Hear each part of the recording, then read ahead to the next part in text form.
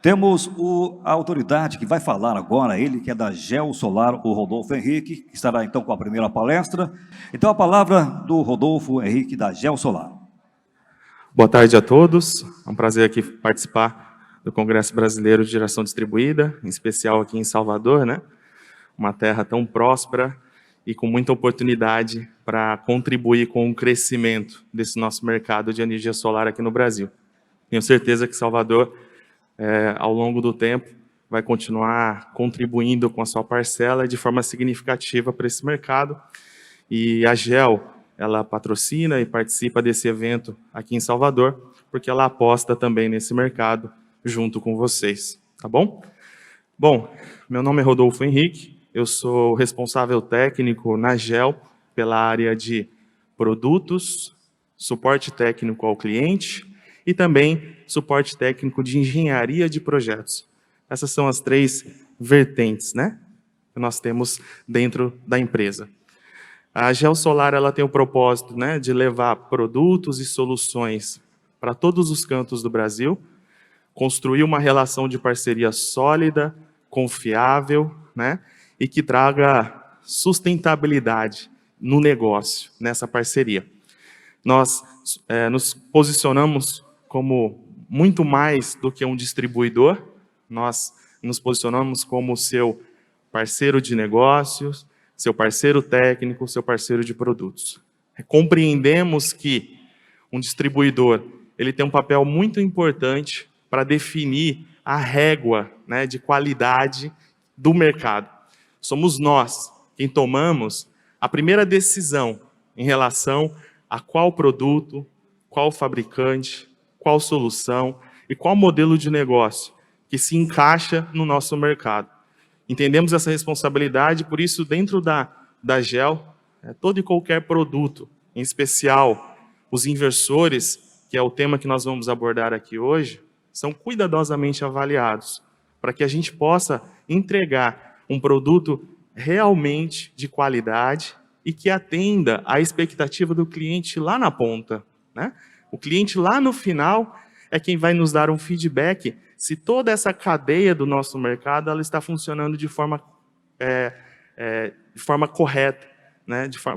Com qualidade. Então, nós, em parceria com os integradores, ao qual nós convidamos para serem os nossos parceiros, a gente quer construir um mercado sustentável para todos, tá bom?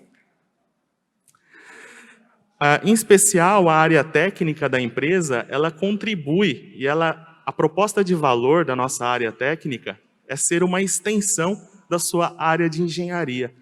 É aquela área de engenharia disponível para consulta e suporte técnico. Suporte técnico de produtos, suporte técnico de projeto, suporte técnico de aplicação, enfim.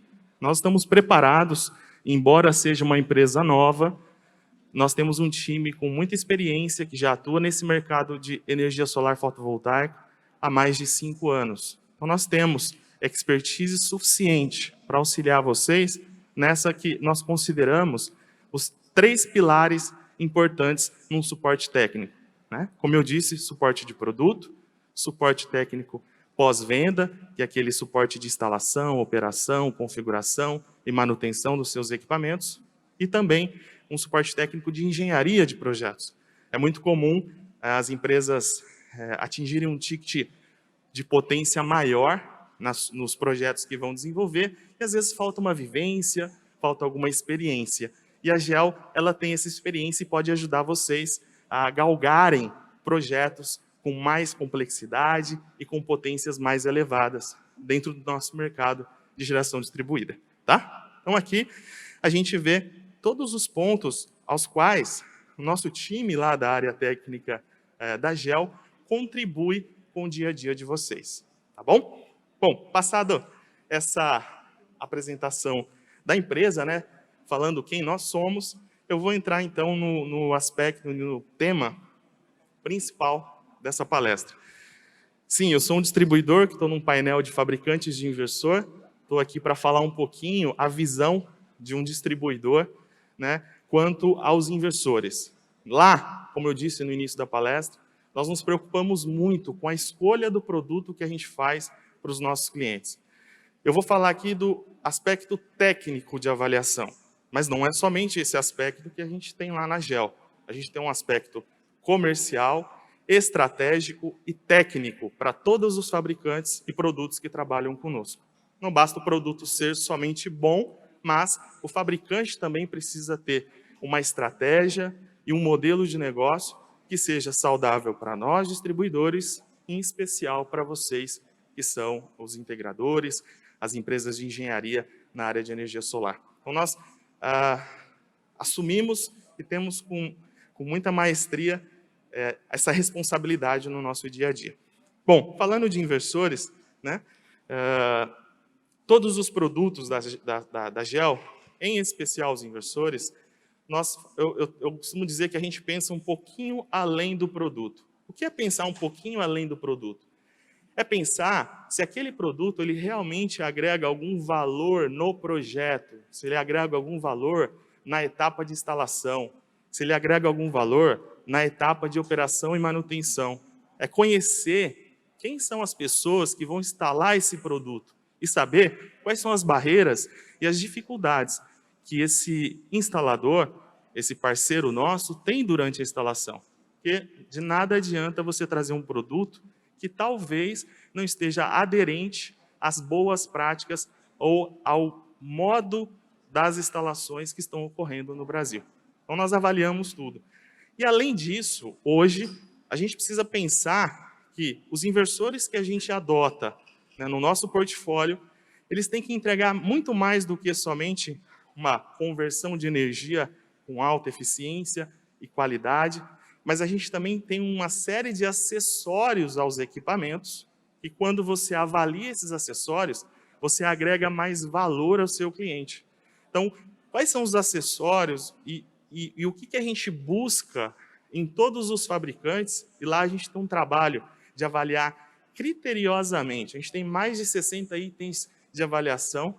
Aqui tem vários dos fabricantes que eu já tratei em algum momento, e eles sabem dessa nossa criticidade, né, na hora de escolher os produtos, novamente, porque a gente se preocupa muito, né, com que o produto atenda às expectativas lá do cliente, lá na ponta. Se ele não for um bom produto, ele não funcionar lá, inclusive, vai queimar, às vezes, o nome do próprio fabricante do equipamento. Ao longo do tempo nesse mercado, eu já estou há 7 anos nele, eu já vi fabricante com muita qualidade, com um nome muito bem reconhecido no mercado internacional, que se queimou aqui no Brasil. Por quê? Não foi introduzido o produto da forma correta, ou ele não foi muito bem escolhido qual era o portfólio de produtos lá de fora que realmente fosse aderente aos projetos aqui. Então, a gente se preocupa bastante com isso. Tá? Falando de inversores, e aí uma análise mais técnica, quando a gente escolhe os inversores, um dos meus itens, né, lá do nosso critério de avaliação de inversores é as limitações de potência que podem ocorrer nesse inversor. E para a gente entender isso, é importante também a gente avaliar os 3 estágios que existem, né, de conversão no inversor de energia solar. Como a gente vê aqui na imagem, a gente tem um primeiro estágio aqui, que é a entrada dos arranjos. Qual é a importância e o que precisa ser muito bem avaliado, de forma criteriosa, em relação à entrada do inversor? Hoje, em especial, é a corrente fornecida pelos módulos. A potência dos módulos tem aumentado de forma muito acelerada. E os inversores, embora estejam se esforçando muito para acompanhar, em alguns casos estão ficando para trás. E por quê? No Brasil, a gente tem uma questão na importação chamado ex-tarifário. É um benefício concedido a uma determinada classe de produtos.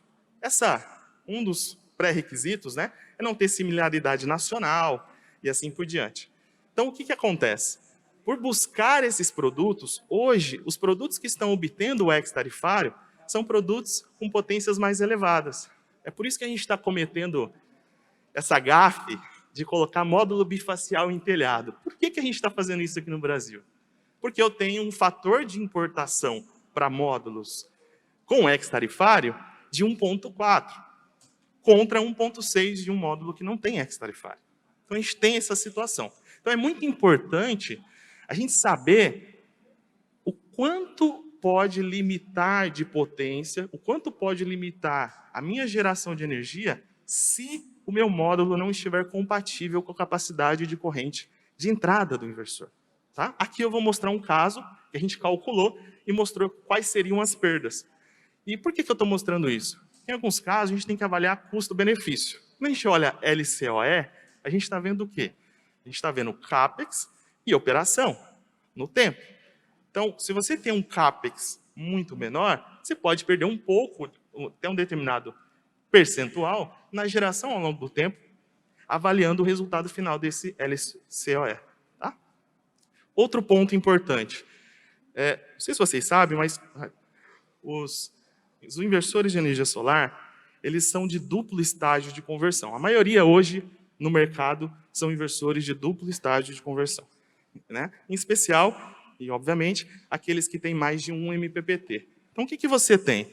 Depois da entrada aqui, você tem um módulo DC-DC, que faz uma conversão DC-DC de diferentes MPPTs e arranjos, faz uma equalização da tensão nesse circuito interno, busca a tensão com mais eficiência, para que depois ocorra a conversão DC-AC que a gente deseja para a instalação. O que acontece? Outro ponto que a gente tem que tomar cuidado aqui e avaliar é o balanceamento de potência entre os MPPTs. Não é bom você deixar um inversor, às vezes você tem um inversor lá com 12 MPPTs, né? Aí você faz um arranjo, só vai usar 10. Se você fosse preencher 2 strings por MPPT. Isso não é bom. É bom você utilizar todos os MPPTs e buscar uma equalização, um balanceamento da potência em todos eles. Por que é importante isso? Porque você vai ter uma melhor eficiência aqui nessa compatibilização dos arranjos. Tá bom?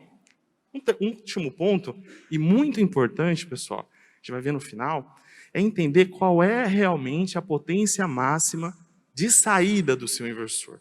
Infelizmente, os datasheets, às vezes, nos levam ao erro. Por quê? Ele só é traduzido e não é avaliado com critério, e ele mostra lá uma potência, 6 kW.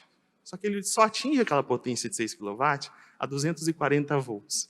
A nossa tensão nominal de linha é 220. Então, aquele inversor não vai conseguir entregar, muito provavelmente, aquela potência na saída. Tá? Instalado numa instalação nossa, com as nossas tensões de linha padronizadas.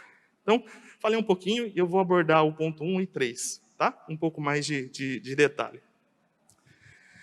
Muito bem. Corrente máxima de entrada. Por que isso é um fator importante? Quando você não deixa a corrente IMP do módulo, aquela corrente de máxima potência do datasheet, e aqui ainda faço algo um pouquinho mais refinado. Eu ajusto essa corrente para uma temperatura de célula a 65 graus. A gente sabe, né? No pico de potência, uma irradiação de 1000 watts por metro quadrado, ou até mais, eu vou mostrar que a gente atinge mais do que isso, uma certa relevância, a temperatura da célula sobe, né? Se a temperatura da célula sobe, a gente sabe que a corrente elétrica também é um pouquinho maior. Então, para a gente ter um ajuste fino, a minha sugestão e o que a gente sempre faz lá é deixar compatível a corrente IMP de entrada dos inversores com a capacidade de corrente de operação do inversor. Tá? Lembra, o inversor tem aquela corrente de curto-circuito, mas eu estou falando uma compatibilidade entre a corrente IMP com a corrente de operação do inversor. Tá? Então, o que acontece quando não é compatível? O módulo de rastreamento de potência do inversor, quando a corrente ela excede a capacidade de corrente de operação do inversor, o que ele faz? O módulo lá de rastreamento de MPPT. Ele aumenta a tensão para poder reduzir a corrente. Consequentemente, você também reduz a potência. Tá? Então, precisa ser avaliado o quanto você vai permitir de redução de potência, caso esteja muito justo ou não esteja compatível esses dois parâmetros que eu informei. Aqui eu trouxe até uma forma de calcular. Tá? Então, Então, você tem aqui o cálculo para ajuste da corrente para uma temperatura de célula maior. Então, lá no datasheet, ó, o IMP do módulo no STC, Standard Test Condition, é 10,64. Se a temperatura da célula atingir 65 graus, essa corrente pode sair de 10,64 para 10,85. A gente até tem isso aqui no próprio datasheet do fabricante. Se você não quiser calcular, se você olhar aqui, ó, você tem aqui, esse primeiro gráfico é uma condição de STC, né? 1000 watts, com a temperatura da célula mantida em 25 graus. Tá? No gráfico aqui do lado, você tem 4 gráficos diferentes. Em especial, um deles com a célula 65 graus, que é geralmente a temperatura atingida com o pico de radiação no local. Tá? Então, se você não quiser calcular, pode olhar aqui pelo gráfico e tirar a corrente aproximada dali. Tá? Então, essa aqui é uma forma de avaliar. E como você avalia isso? Precisa pegar o datasheet do inversor e encontrar lá o máximo de corrente por MPPT. Eu não estou falando da corrente de curto-circuito, estou falando da corrente de operação, corrente MPPT do inversor. Aí você precisa saber quantas entradas DC existem nesse inversor. Dividido por 2, você chega ali que esse inversor ele só permite até 11 amperes de entrada. Tá? Fazendo isso, você vai comparar com a sua continha que você fez antes, se está compatível e se está dentro do range. Então, a gente tem um exemplo aqui de uma conta que a gente fez, no qual ele está compatível. Tá? Agora, vamos avaliar isso de forma macro? Vamos ver como seria aqui em Salvador, com diferentes limitações, com diferentes correntes de operação de inversor, com diferentes potências e correntes de módulo fotovoltaico. É o que eu proponho aqui no próximo gráfico, que parece um pouco complexo de entender, mas eu vou explicar aqui para vocês. Tá? Do lado de cá que está melhor para ver o gráfico. Vamos lá. Pessoal, o que eu tenho aqui? Eu tenho mais de 11.000 amostras de radiação. Radiação é diferente de irradiação. Radiação é quando você tem de watt-hora por metro quadrado. Radiação é watt-hora. Eu vou lá com o meu piranômetro agora, vou medir a radiação. É instantaneamente o que eu tirei naquele momento. Eu peguei as amostras do INMET, de uma estação meteorológica aqui de Salvador, do ano de 2020. São mais de 11.000 amostras de radiação, a cada hora do dia. Tá? Então, eu tenho aqui, ó, das 6 até as 18, essas 11.000 amostras distribuídas aqui. E eu estou apresentando esse resultado através de um gráfico chamado boxplot. O que o boxplot tem de informação importante aqui? Ó? O que ele quer dizer? Por exemplo, vou pegar o meio-dia aqui, que é o que interessa. Está vendo esse 539? Significa que, de todas as amostras, 25% delas estavam nesse valor, de 539 ou menos. Quando você vem para esse 720, é o valor médio. Esse valor de 771 é a mediana. É um cálculo mais apurado da média, para você entender a tendência, para onde está indo esse dado. Esse limite de cima aqui, 957, é onde 75% das amostras, o limite de 75% das amostras. Então, 75% do tempo das amostras que foram avaliadas ao meio-dia, para aqui em Salvador, 957 watts por metro quadrado. Tá? Lembra que lá no STC, 1000 watts por metro quadrado me dá aquela corrente do inversor? Eu estou querendo avaliar para uma região quantas vezes eu atingiria aquilo ou ultrapassaria aquilo. Tá? Porque eu estou procurando que ele fique compatível com a entrada do inversor. E, novamente, isso só está ocorrendo porque existe um crescimento muito grande da corrente dos módulos. Antes a gente não se preocupava com o IMP. Calculou para o ISC, o IMP automaticamente estava casado. Porque você tinha lá os inversores com capacidade de 11 amperes e um IMP de 7,5, 8 amperes. Falando isso lá em 2014. 2015, quando a gente tinha módulos de 240 watts. Tá? E aqui, pessoal, desculpa, a garganta já acusou. Aqui é o limite máximo que já... Aqui está os outros 25%. E o limite máximo que pode ser atingido aqui em Salvador. Tá? Se eu calcular a corrente para todas essas amostras, a corrente de saída do meu módulo, como ficaria o gráfico?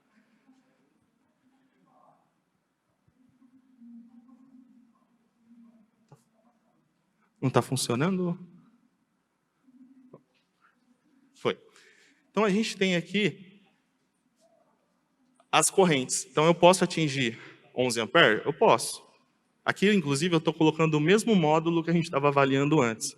Então, vamos assumir aqui, né, que aquele inversor ele tem aqui no meio uma capacidade de 11 amperes na entrada. Você viu que aquela verificação que eu fiz, ela já me garantiu que eu vou ter zero limitação? Aquela sugestão de conta de compatibilizar o IMP a 65 graus com a capacidade de corrente do inversor, essa é uma sugestão boa. Por quê?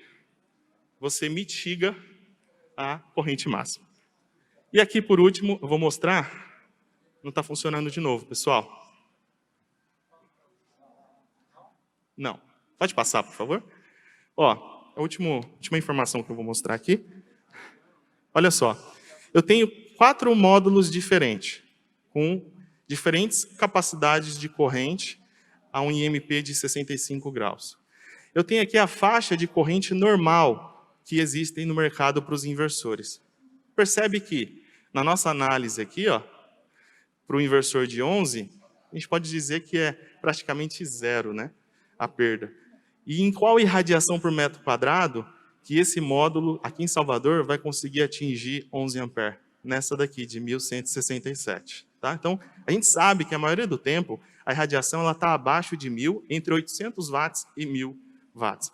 Então, a gente percebe que aquela sugestão é uma forma de você garantir a não limitação. Para nós, como distribuidor, é muito importante, porque a gente trabalha num horizonte de 6 meses. Então, eu preciso garantir, na escolha do produto que eu tenho aqui, que ele vai estar compatível com os meus inversores no estoque e aqueles que vão ver no semestre. Tá? E aqui um caso mais apertado, de 13,28 amperes, um módulo de 535 watts. Se eu colocasse para um inversor com limitação de 11 amperes, eu ia perder quase 1% aqui em Salvador. Se eu colocasse num de 10, eu ia perder 2,60%. Estou só mostrando, pessoal, é uma forma de vocês avaliarem. Tá? Não está funcionando. Tá? Pessoal, outro ponto aqui, né? Façam o cálculo da potência máxima de saída do seu inversor, inclusive considerando o fator de potência, tá? Para você realmente saber qual é a potência máxima de saída do equipamento. Tá? Eu tenho um exemplo aqui, ó, de um inversor que supostamente seria um inversor de 110, mas quando você faz o cálculo, ele é um inversor de 105 para um fator de potência igual a 1, ou ele vai ser um inversor de 94 kW quando o fator de potência estiver igual a 0,9, que é o que é requisitado na 16149 para inversores. Pessoal, só quero mostrar um vídeo, não está funcionando, senão eu poderia passar mais rápido aqui. Pode passar? Um segundo exemplo. Aí, pode dar um play, por favor. Ó, o exemplo aqui que eu trago, né? A gente estava num laboratório e o inversor estava com fator de potência igual a 1. Quando aplicou o fator de potência igual a 0,9, que é o que a 16149 estabelece, o inversor ele continua entregando a potência de saída que ele tinha antes, mas a potência ativa dele caiu para 2,7. E aí surge uma dúvida, né? Pode passar? Pode passar? Quando a gente vai fazer o cálculo de fator de dimensionamento do inversor, qual é a potência que você utiliza da potência do inversor para saber qual a potência máxima de módulo que você vai utilizar? Deveria ser esse, calculado, tá? E qual parâmetro usar? Né? Aí é uma decisão do projetista. Pode passar, por favor, para o próximo, que é o último. É isso. Pessoal, muito obrigado pela atenção de vocês. Gostaria que colocasse aqui, por favor, o último slide, só para ficar os nossos contatos, por favor. O próximo. Isso. Bom, aqui estão os nossos contatos, nós estamos com o stand aqui, próximo do auditório aqui ao fundo. Por favor, vão lá nos visitar e vão lá conhecer os nossos produtos. Muito obrigado, tenham uma boa feira para vocês. Perfeito, Rodolfo, obrigado pela sua participação.